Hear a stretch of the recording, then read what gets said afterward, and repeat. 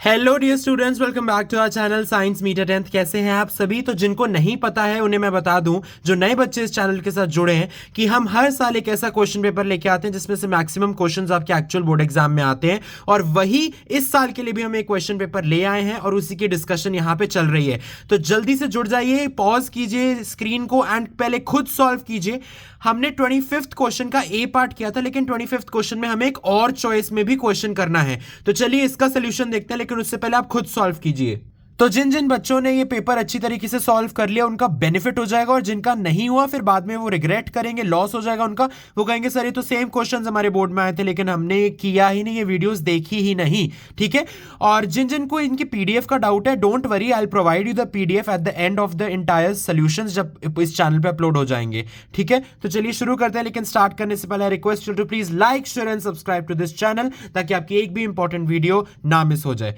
तो अब क्वेश्चन का कह रहा है, given below is the length lengthwise section of a current carrying solenoid.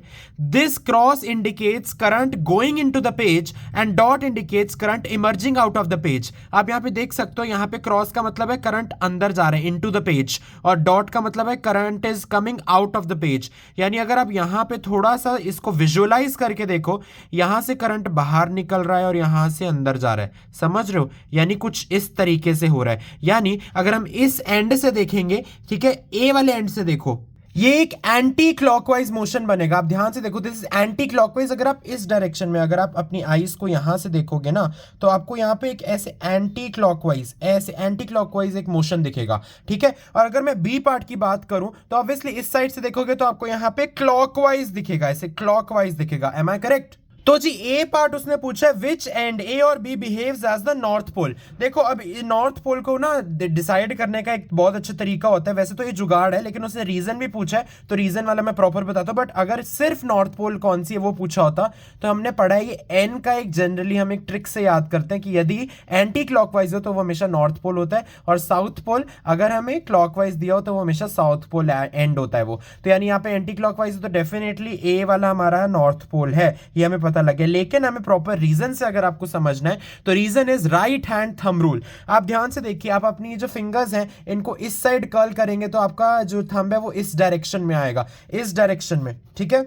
और हम सभी जानते हैं कि आउटसाइड अ बार मैग्नेट और a solenoid the magnetic field lines move from north pole to south pole और inside south pole to north pole. अब क्योंकि डायरेक्शन ही ऐसी है तो इससे क्लियरली समझ में आ जाता है A is north pole and B is south pole. तो गिव रीजन का क्या आ जाएगा आंसर आपका? राइट हैंड थंब रूल, और ए इज योर नॉर्थ पोल आपको आइडेंटिफाई करना था। बी पार्ट वो कह रहे हैं draw the magnetic field lines inside the solenoid when would maximum force be exerted on this solenoid when it is placed in an external magnetic field. तो सबसे पहले मैं आपको डायग्राम दिखाता हूं। तो जी ये देखिए, ये हमारा डायग्राम है। ए और B, A is our north pole, तो उससे मर्ज आउट कर रही है बाहर से मैग्नेटिक फील्ड लाइंस, बी में एंटर करिए और inside B to A is our north pole, B is south pole. Inside आपको बिल्कुल पैरेलल स्ट्रेट लाइंस बनानी है, because inside a bar magnet the magnetic field is uniform, और outside आप curved बनाएंगे। तो इस हिसाब से आपको डायग्राम बनाना है।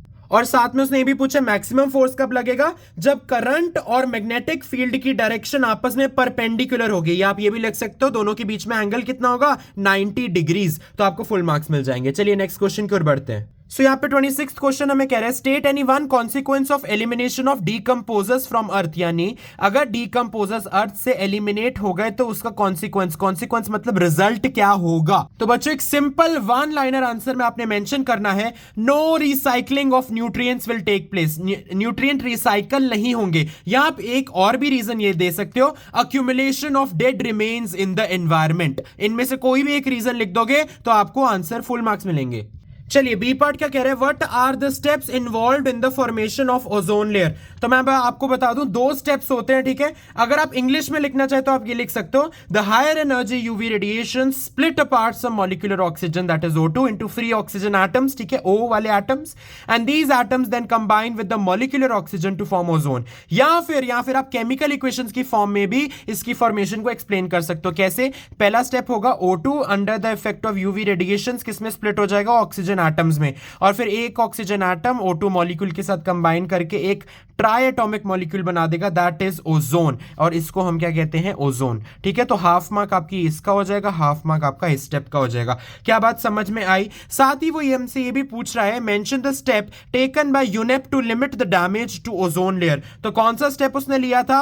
Freezing CFC production, because CFCs chlorofluorocarbons are known to deplete the ozone layer. तो उनकी प्रोडक्शन को फ्रीज करना है, रोकना है, टू स्टॉप इट। ओके, तो ये स्टेप लिया था यूनेप ने। ठीक है जी, अब हम चलते हैं सेक्शन सी में। सेक्शन सी 3 मार्क्स का है, 3 मार्कर क्वेश्चन। 27th क्वेश्चन देखिए क्या कह रहा है, पॉज कीजिए, पहले खुद सॉल्व कीजिए।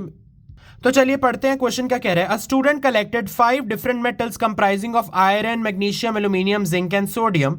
तो ए पार्ट आपसे पूछ रहे, which of the above metals react with number 1 cold water and number 2 hot water. तो ये तो यार बहुत इजी क्वेश्चंस आपके मेटल्स एंड नॉन मेटल्स वाले चैप्टर से, और आपको कुछ चीजें याद रखनी है डेटा। ऑब्वियसली जो हाई रिएक्टिविटी वाले मेटल्स है वो कोल्ड वाटर से रिएक्ट कर जाते हैं, जैसे कि सोडियम, और सोडियम हमें यहां पे दिया हुआ है, तो Na स्टैंड्स फॉर सोडियम का सिंबल। तो कोल्ड वाटर के लिए सोडियम आंसर हो जाएगा, एंड हॉट वाटर के लिए आपका हो जाएगा आंसर मैग्नीशियम। ठीक है, तो आपको पता होना चाहिए, प्रॉपर पैराग्राफ है एनसीईआरटी के अंदर। B part, why most of the above metals don't produce hydrogen gas during reaction with nitric acid.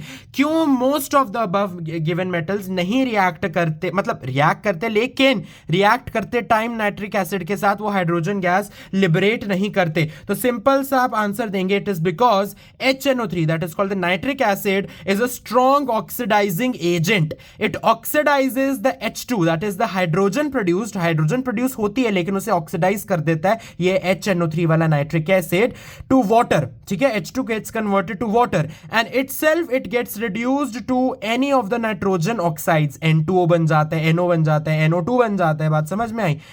लेकिन साथ में उसने अब नेक्स्ट क्वेश्चन क्या पूछे, तो ये आप इजीली ऐसे आंसर करेंगे।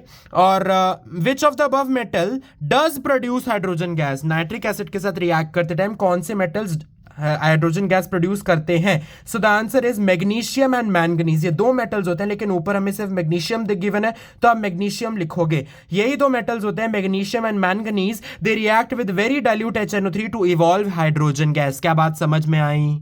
चलिए जल्दी नेक्स्ट क्वेश्चन देखते हैं। The metal zinc needs to be extracted from its sulphide and carbonate ore as found from the earth. Okay, A part कह रहे हैं, name the methods used to convert the given ores of zinc into zinc oxide respectively along with suitable chemical equations. तो जी ध्यान से देखो, जो हमारे पास सल्फाइड ओर्स होती हैं जैसे कि जिंक सल्फाइड, वो रोस्टिंग की मदद से जिंक ऑक्साइड में कन्वर्ट होती है। इक्वेशन हो जाएगी ZnS plus O2 gives ZnO plus SO2। उसने बैलेंस्ड नहीं बोला था, तो आपको बैलेंस करने की कोई जरूरत नहीं है। और दूसरी हमारे पास कार्बोनेट हो रहा है जिंक की, तो जिंक कार्बोनेट की होती है calcination, it gets converted to ZnO plus CO2। Heat करते हैं हम दोनों को, लेकिन सल्फाइड में रोस्टिंग होता है, कार्बोनेट में कैल्सिनेशन होता है।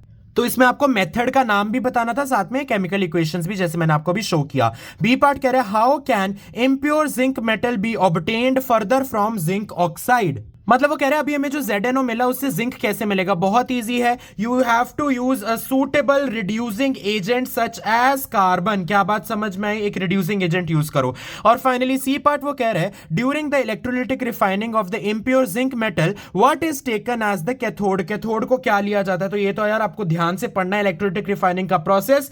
A thin strip of pure zinc, pure zinc is the main thing. Pure zinc आप लेते हो और उसे कैथोड बना देते हो। क्या बात समझ में आई? इसी में हमारे पास एक और क्वेश्चन है, यानी एक ऑप्शन है, 3 articles made up of copper, silver and iron are left exposed to moist air for a very long time. A part वो कह रहे हैं, what colour change would you observe in silver and copper article. तो silver की corrosion पे वो black colour में convert हो जाएगा, कॉपर की कोरोजन में वो ग्रीन कलर का हो जाएगा कॉपर। साथ ही वो ये भी कह रहे हैं, also mention the compound formed in these 2 articles upon corrosion.